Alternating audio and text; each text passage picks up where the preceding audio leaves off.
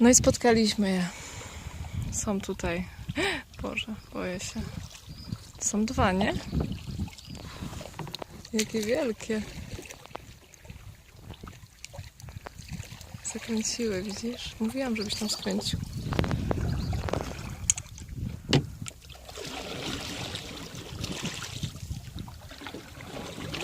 Gonimy w pogoń za delfinami.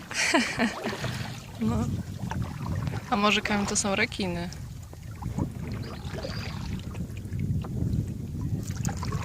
Co? A to jest strasznie płytko, co one tu robią? Jakie wielkie, Boże, boję się. O Jezu, tu jest tak blisko.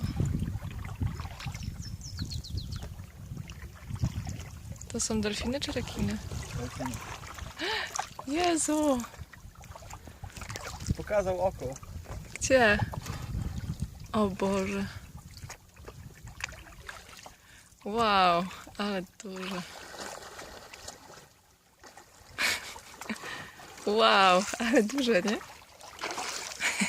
W kółko pływają. Ja też.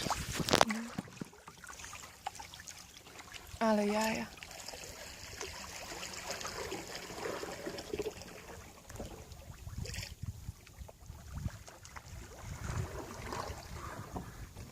Gdzie one płyną? Może zooma zrobić. Ale nie, więc słaba jakość.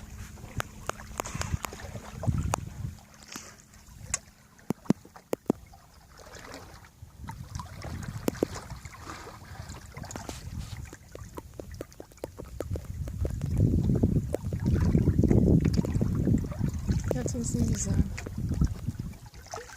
O kurde.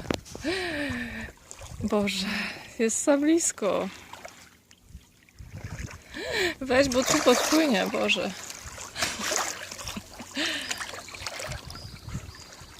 Jest. Cieszą się, że ogonkami machają. Dobra.